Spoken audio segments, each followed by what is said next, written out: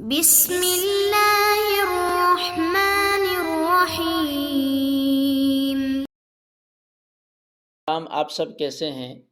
آج ہم اصول الشاشی کے سبق نمبر 39 کو پڑھیں گے۔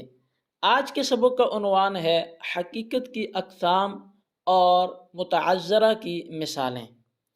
اب حقیقت کی اقسام ثلاثہ اور متعذرہ جو حقیقت متعذرہ ہے اس کی ہم مثالیں بھی پڑھیں گے۔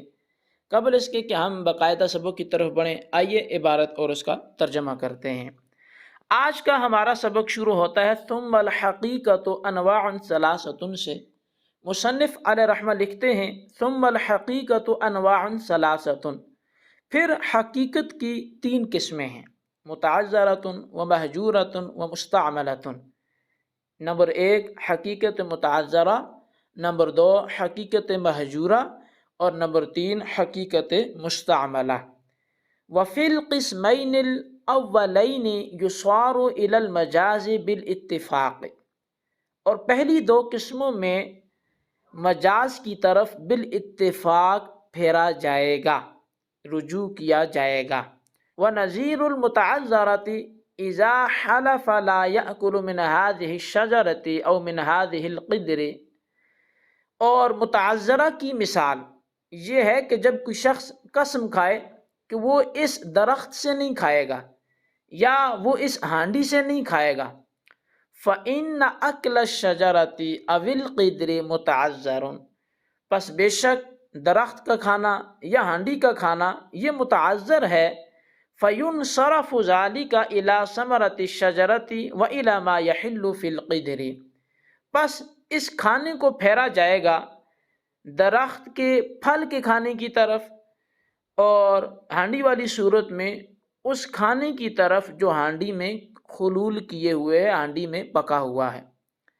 حتی لو اکل من عین الشجرۃ او من عین القدر بنوع تکلف لا یحنس، یہاں تک کہ اگر وہ قسم کھانے والا عین درخت کھا لیتا ہے یا عین برتن وہ ہانڈی کھا لیتا ہے بتکلف ہو کر، تو وہ حانس نہیں ہوگا۔ وعلی ھذا قلنا اذا حلف لا یشرب من هذه البیر ينصرف ذلك الى الاغتراف، اور اسی بنیاد پر ہم نے یہ بھی کہا کہ جب کسی شخص نے قسم کھائی کہ وہ اس کنویں سے نہیں پیے گا، تو اس کی اس قسم کو پھیرا جائے گا چلو بھر کر پینے کی طرف۔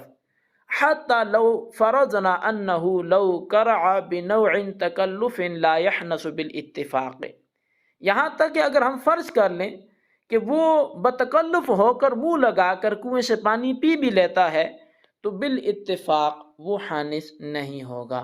معزز طلبہ کرام، یہ تھی ہماری عبارت اور اس کا ترجمہ۔ اب آئیے بڑھتے ہیں اس کی تفصیل کی طرف۔ سب سے پہلے آج کی عبارت کی غرض سمجھ لیتے ہیں۔ ثم الحقیقت سے پہلے مصنف نے حقیقت و مجاز کی تعریف، حکم اور ان پر وارد ہونے والے اعتراضات کے جوابات سے فراغت کے بعد یہاں سے حقیقت کی اقسام ثلاثہ کو بیان کیا۔ حقیقت کی اقسام ثلاثہ سے مراد حقیقت متعذرہ، حقیقت مہجورہ اور حقیقت مستعملہ ہیں۔ آئیے ان کی سب سے پہلے ہم تعریفات پڑھتے ہیں۔ حقیقت متعذرہ کی تعریف یہ ہے کہ وہ کہ جس تک رسائی بغیر مشقت کے ممکن نہ ہو، جیسے عین درخت کا کھانا۔ اور حقیقت مہجورہ وہ حقیقت کہلاتی ہے کہ جس پر لوگوں نے عمل کرنا چھوڑ دیا ہو اگرچہ رسائی بغیر مشقت کے ممکن ہو۔ اور حقیقت مستعملہ وہ حقیقت کہلاتی ہے کہ جس پر لوگوں کا عمل جاری و ساری ہو کہ نہ لوگوں نے ترک کیا ہو اور نہ ہی اس تک رسائی مشکل ہو۔ یہ حقیقت کی تین قسمیں تھیں اور ان تینوں کی تعریفات تھیں۔ اب ہم حقیقت متعذرہ اور حقیقت مہجورہ کا حکم پڑھتے ہیں۔ ان دونوں اقسام کا حکم بالاتفاق یہ ہے کہ معنی مجازی کی طرف رجوع کیا جائے گا بشرط کہ معنی حقیقی کی نیت نہ کی ہو۔ معنی مجازی کی طرف رجوع کرنے کی وجہ یہ ہے تاکہ عاقل و بالغ شخص کا کلام لغو نہ ہو جائے۔ اگر حقیقی معنی کی نیت کی ہو تو معنی حقیقی ہی مراد ہوگا۔ یہ حقیقت کی تین اقسام تھی اور پہلی دو کا حکم بھی ہم نے یہاں سے پڑھ لیا ہے۔ اب ہم حقیقت متعذرہ کی 3 مثالیں پڑھیں گے۔ سب سے پہلے ہم حقیقت متعذرہ کی یہ مثال پڑھتے ہیں کہ جب کسی شخص نے قسم کھاتے ہوئے یہ کہہ دیا واللہ لا آکل من هذه الشجرۃ، کہ اللہ کی قسم میں اس درخت سے نہیں کھاؤں گا۔ اب یہ جو اس کی قسم ہے کہ میں اس درخت سے نہیں کھاؤں گا، اس کے 2 معنی ہیں، ایک اس کا حقیقی معنی ہے، دوسرا اس کا مجازی معنی ہے۔ حقیقی معنی یہ بنتا ہے کہ میں اس درخت سے نہیں کھاؤں گا، مطلب اس درخت کو نہیں کھاؤں گا، عین درخت کو نہیں کھاؤں گا۔ اور مجازی معنی یہ بنتا ہے کہ اس درخت سے جو پھل آئے گا یا اس کی قیمت سے جو نفع آئے گا میں وہ نہیں کھاؤں گا۔ اب یہاں چونکہ حقیقی معنی وہ ہے کہ جس پر عمل جو ہے وہ بغیر مشقت کے ممکن نہیں ہے، کہ درخت کو ڈائریکٹ تو کوئی بھی نہیں کھاتا، مشقت کر کے اگر کوئی اس کے تنے کو چبانا چاہے تو ظاہر ہے یہ ایک بڑی تکلف کی صورت ہوگی۔ تو لہٰذا حقیقت پر عمل متعذر ہونے کی وجہ سے یہاں مجاز کی طرف رجوع کیا جائے گا، اور مجاز کیا تھا؟ وہ تھا کہ درخت کا پھل کھایا جائے گا، تو لہٰذا یہاں درخت کا پھل ہی مراد ہوگا۔ اگر وہ شخص جہاں بنوئے تکلف وہ درخت کھا بھی لیتا ہے تو اس کا یہ درخت کھانے کی وجہ سے وہ حانث نہیں ہوگا، کیونکہ یہاں جو اس کے قول سے مراد تھا وہ اس کا پھل مراد تھا، یہ مجازی طور پر، چونکہ حقیقت پر عمل متعذر تھا۔ یہ حقیقت متعذرہ کی پہلی مثال تھی۔ حقیقت متعذرہ کی دوسری مثال یہ ہے کہ کسی قسم کھانے والے شخص نے یوں قسم کھائی اور کہا واللہ لا آکل من هذه القدر، اللہ کی قسم میں اس ہانڈی میں سے نہیں کھاؤں گا۔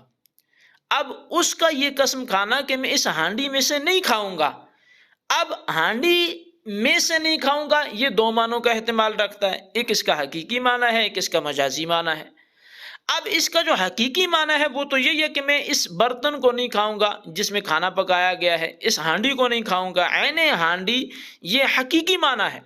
اور اس کا مجازی معنی ہے کہ اس ہانڈی میں جو پکایا گیا کھانا ہے میں وہ نہیں کھاؤں گا۔ تو اب حقیقت پر چونکہ عمل متعذر ہے، یعنی کہ بغیر مشقت کے حقیقت تک رسائی ممکن نہیں ہے، کہ ہانڈی کو، برتن کو بھلا کون کھاتا ہے، تو لہٰذا اگر کوئی کھائے گا تو بڑی تکلف سے کھائے گا، مشقت سے کھائے گا، تو اگر کوئی بتکلف ہانڈی کھا بھی لیتا ہے پھر بھی وہ حانث نہیں ہوگا، اس لیے کہ یہاں حقیقت متعذرہ ہونے کی وجہ سے بالاتفاق مجاز مراد ہوگا، اور اس حقیقت کو لائق عمل نہیں کہا جائے گا۔ یہ حقیقت متعذرہ کی دوسری مثال تھی۔ اور حقیقت متعذرہ کی تیسری مثال مصنف علیہ رحمہ وہ بیان کرتے ہیں کہ اگر کسی قسم کھانے والے شخص نے یہ کہہ دیا واللہ لا اشرب من هذا البئر، کہ اللہ کی قسم میں اس کنویں میں سے نہیں پیوں گا۔ اب کنویں سے پینا یہ بھی 2 معنوں میں مشترک ہے، ایک اس کا حقیقی معنی ہے، ایک اس کا مجازی معنی ہے۔ حقیقی معنی کی صورت میں کنویں سے نہ پینے کا مطلب یہ ہے کہ میں کنویں سے منہ لگا کر پانی نہیں پیوں گا، اور مجازی معنی لیں تو مطلب یہ ہے کہ کنویں سے چلو بار کر یا برتن سے میں پانی نہیں پیوں گا۔ اب حقیقی معنی جو ہے وہ حقیقت متعذرہ کی قبیل سے ہے، یعنی بغیر مشقت کے اس پر عمل ممکن نہیں ہے، رسائی نہیں ہوتی اس تک۔ کوئی کنویں میں مشقت کر کے اترے، وہاں وہ منہ لگا کے پانی سے پیے تو ہو تو سکتا ہے، لیکن بغیر مشقت کے یہاں اس عمل تک رسائی ممکن نہیں ہے، تو اس لیے اس حقیقت کو بھی بالاتفاق چھوڑ دیا جائے گا اور مجاز مراد ہوگا۔ اور مجاز کیا ہے کہ چلو سے پانی پی لیا، برتن سے پی لیا تو وہ حانث ہو جائے گا، اس لیے کہ یہاں حقیقی معنی تو مراد لیا ہی نہیں گیا۔ اب یہ حقیقت متعذرہ کی تیسری مثال تھی۔ جی طلبہ کرام، یہ تھا ہمارا آج کا سبق۔ آئیے اس کے خلاصے کی طرف بڑھتے ہیں۔ آج کے سبق کا خلاصہ یہ ہے کہ حقیقت کی اقسام ثلاثہ اور ان کی تعریفات بیان کریں۔ نمبر 2 یہ ہے کہ حقیقت متعذرہ کی تینوں مثالیں بیان فرمائیں۔ اب ہم اگر کچھ تمرین کی صورت اپنانا چاہیں تو ان سوالات کے جوابات آپ اپنے رجسٹر پر نوٹ کریں کہ سوال نمبر 1 یہ ہے کہ حقیقت کی اقسام ثلاثہ وما تعریفات لکھیں، اور سوال نمبر 2 یہ ہے حقیقت متعذرہ کی کوئی ایک مثال بیان کریں۔ جتنے بھی اسباق پڑھے جائیں سب کے سب آپ لکھا کریں، نوٹ کیا کریں، پوائنٹس کی صورت میں لکھا کریں، انشاءاللہ عز و جل لکھا کام آئے گا۔ قید العلم بالکتابہ، علم کو لکھ کر قید کرو۔ تو لہٰذا اگر ایسا کوئی لکھے گا تو بزرگ فرماتے ہیں لکھا کام آتا ہے، تو انشاءاللہ کسی موڑ پر وہ ضرور کام آئے گا۔ اللہ تبارک و تعالیٰ سے دعا ہے آج ہم نے جو پڑھا اسے یاد رکھنے، لکھنے، سمجھنے کی توفیق نصیب فرمائے، آمین۔